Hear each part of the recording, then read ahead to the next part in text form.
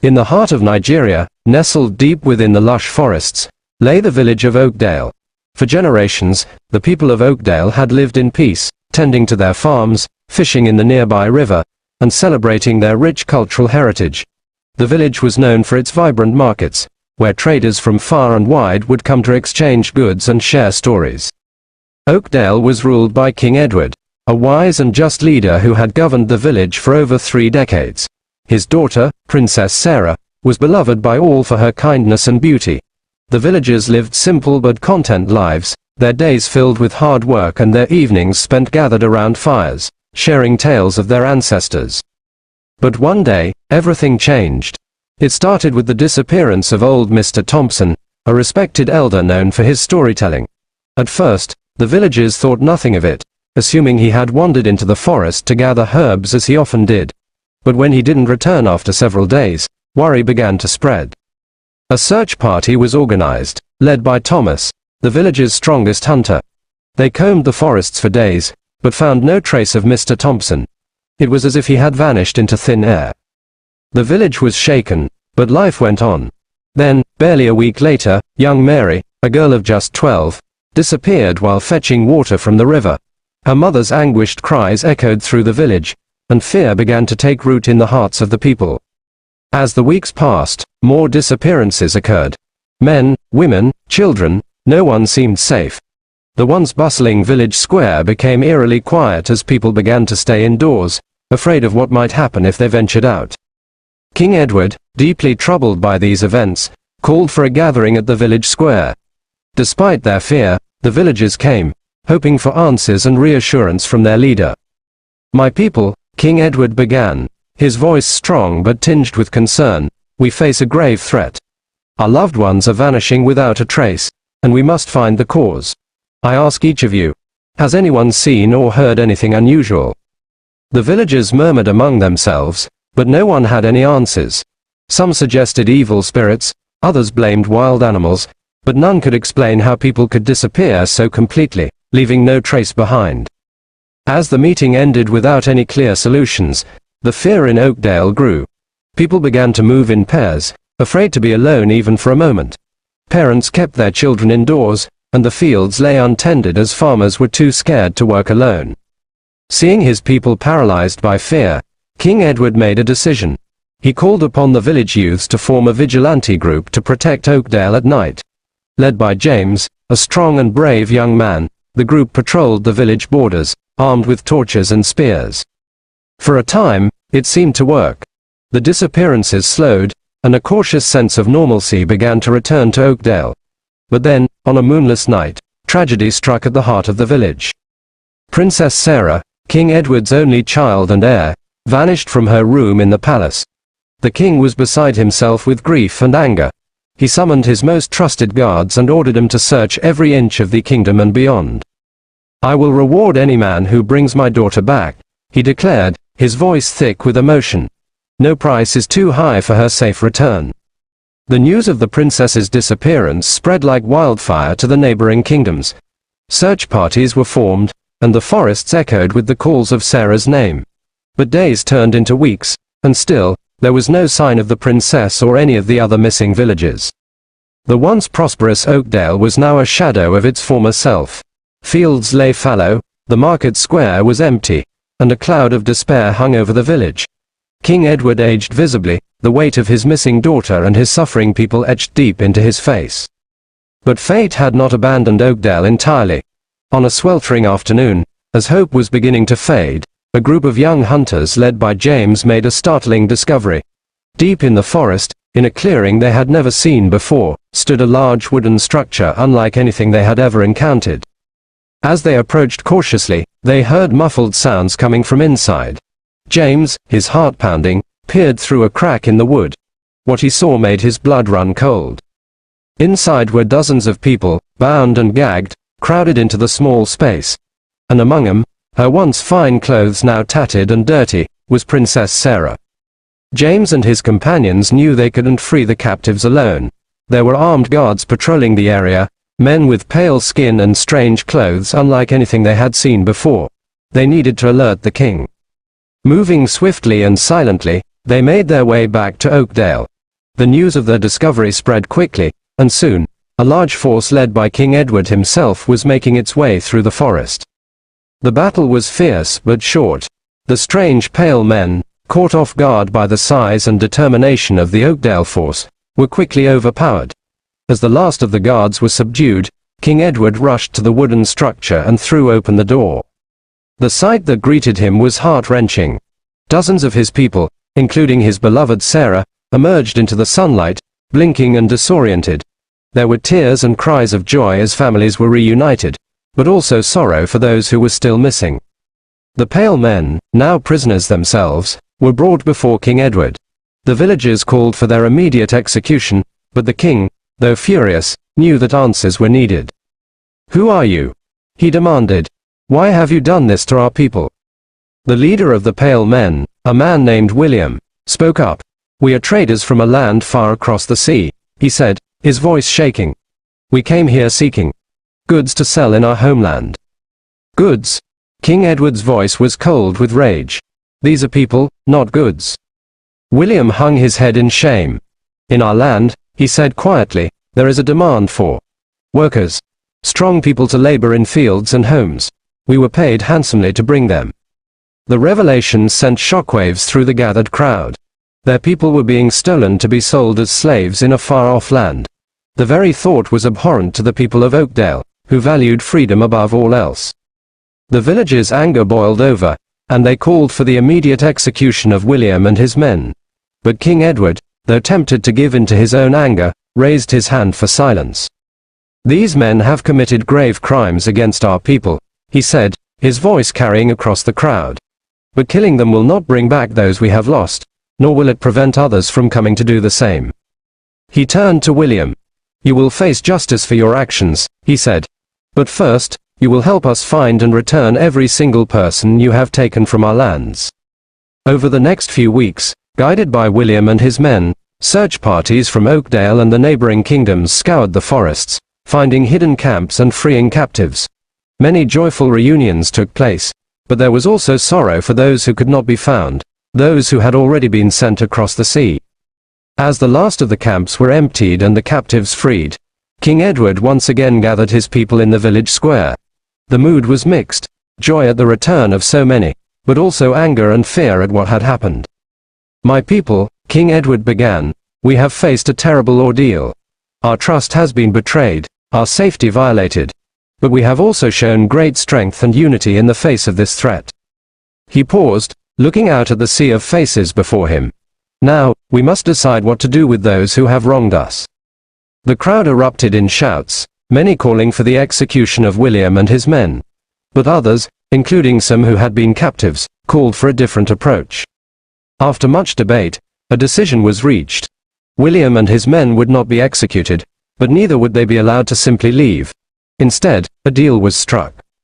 King Edward addressed the pale men. "You came to our land seeking to profit from our people," he said. "Instead, you will now work to benefit them. You will cease this vile practice of taking slaves. Instead, you will establish fair trade with our village." He outlined the terms of the deal. The pale men would purchase raw materials from the villagers, palm oil, cocoa, and other goods that were abundant in their land. In exchange, they would bring knowledge and tools from their own country to help develop Oakdale. "You will build schools," King Edward continued, "so that our children may learn. You will bring machines to help us work our land more efficiently. You will show us the ways of your medicine to help heal our sick." William, realizing the generosity of this offer given his crimes, readily agreed. "We will do as you ask," he said, "and we will spread the word to others from our land that Oakdale and its people are to be respected and traded with fairly, not exploited." Over the following months and years, a transformation began in Oakdale. The village began to prosper as never before. The school that William's people built became a center of learning, not just for children but for adults eager to gain new knowledge. New farming techniques increased crop yields, and the introduction of new tools made work easier and more productive. As promised, ships began to arrive regularly, bringing goods to trade for Oakdale's palm oil, cocoa, and other products. The village square once again became a bustling center of commerce, but now with traders from across the sea as well as neighboring kingdoms.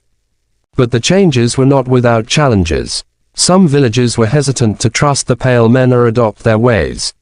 Others worried about losing the traditional culture in the face of new ideas and technologies. King Edward, with the help of Princess Sarah, who had emerged from her ordeal with a new strength and wisdom, worked to find a balance. They encouraged the villagers to embrace new knowledge and opportunities while also preserving and celebrating their heritage. Years passed, and Oakdale flourished. The village became known far and wide as a place of learning, commerce, and cultural exchange. People from other villages and even distant lands came to study at the school or to trade in the market. But the memory of the dark times was not forgotten. Each year, on the anniversary of the day the captives were freed, the village held a solemn ceremony to remember those who had been lost and to celebrate their community's resilience. As King Edward grew older, he looked out over his village with pride. Oakdale had faced a terrible threat and had not only survived but thrived. The village stood as a testament to the power of justice tempered with wisdom, and the strength that comes from unity in the face of adversity. The story of Oakdale became legend, passed down through generations as a reminder of the darkness they had overcome and the bright future they had built together. But even as Oakdale prospered, new challenges arose. The influx of wealth and new ideas brought changes that not everyone welcomed. Some of the elders worried that the younger generation was losing touch with their traditions, too eager to adopt the ways of the Pale Men.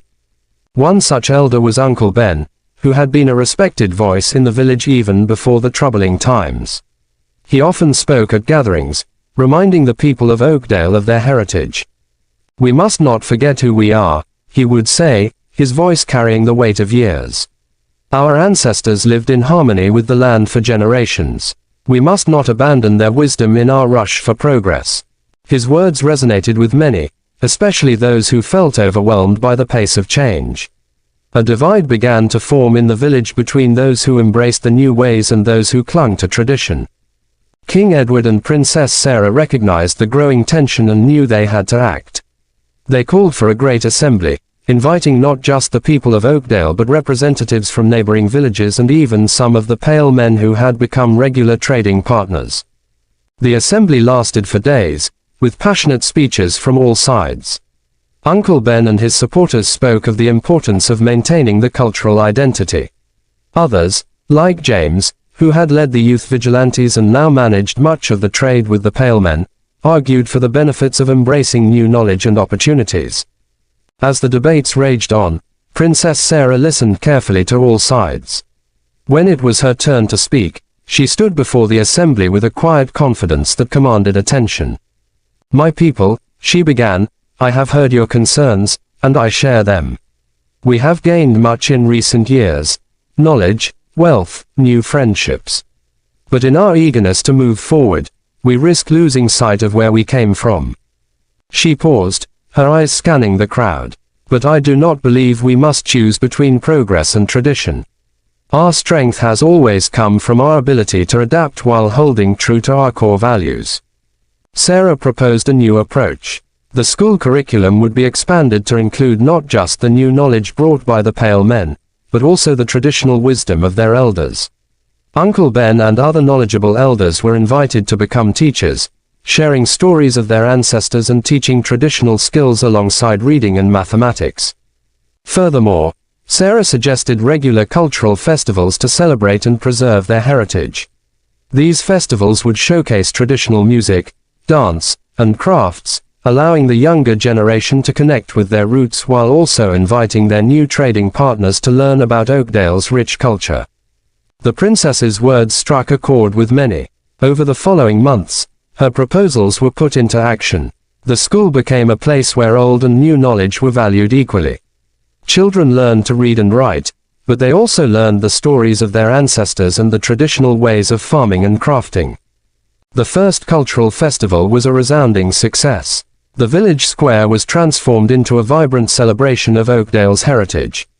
Elders demonstrated traditional crafts, passing on their skills to eager young apprentices. The air was filled with the sounds of traditional music, and the aroma of local delicacies wafted through the streets. To everyone's surprise, The pale men who attended the festival were fascinated by the displays of culture. Many expressed a desire to learn more, and some even began to incorporate elements of Oakdale's art and music into the goods they brought to trade. As the years passed, Oakdale found a balance between tradition and progress. The village continued to prosper, but now with a deep appreciation for its heritage. The school produced graduates who were equally comfortable discussing philosophy from distant lands and reciting the oral histories of their ancestors. The success of Oakdale's approach began to spread. Other villages, seeing how Oakdale had managed to embrace new opportunities without losing its identity, sought to learn from their example. King Edward and Princess Sarah found themselves hosting delegations from far and wide, all eager to understand the secret of Oakdale's harmonious growth. But as Oakdale's influence grew, so did the attention it attracted, not all of it welcome. News of the village's prosperity and its valuable trade agreements reached the ears of a powerful and ambitious ruler from a distant kingdom. This ruler, King Richard, saw Oakdale as a potential threat to his own power and wealth. King Richard sent spies disguised as traders to assess Oakdale's defenses and gather information about its resources. These spies reported back on the village's wealth, but also on its lack of a standing army. Oakdale had always relied on its peaceful relations with its neighbors and had never seen the need for a large military force. As rumors of a possible threat began to circulate, the people of Oakdale found themselves facing a new dilemma. Some, led by James, argued for the creation of a formal military to protect their village. Others, including Uncle Ben, worried that such a move would change the fundamental nature of their peaceful community. Once again, King Edward called for a village assembly to discuss the matter. The debates were heated, with valid points made on both sides. James spoke passionately about the need to protect all they had built, while Uncle Ben reminded everyone of their long-standing tradition of solving conflicts through negotiation and wisdom rather than force. As the assembly stretched into its second day, Princess Sarah once again rose to speak. Her words silenced the crowd. "My friends," she began, "we face a challenge that tests the very principles we have worked so hard to establish. We have always believed in peace and cooperation, but now we are asked to consider preparing for war." She paused, her gaze sweeping across the gathered villagers. "But I ask you this, what are we protecting? Is it just our wealth and our trade agreements? Or is it something more profound? Our way of life, our values, our community?" Sarah proposed a unique solution. Instead of building a traditional army, Oakdale would establish a Peace Corps, a group trained not in the arts of war, but in diplomacy, conflict resolution, and cultural understanding. "Let us meet this threat not with spears and shields," she said, "but with wisdom and compassion. Let us show King Richard and any others who may wish us harm that there is strength in peace, power in understanding." The idea was revolutionary, and not everyone was immediately convinced. But as Sarah elaborated on her plan, more and more people began to see its potential. The Oakdale Peace Corps would be trained in the history and customs of surrounding kingdoms, including King Richard's. They would learn multiple languages and study different forms of governance and economy. Most importantly, they would be taught the art of negotiation and the principles of finding mutually beneficial solutions to conflicts. To lead this new initiative, Sarah suggested a surprising choice: William, the very man who had once come to Oak.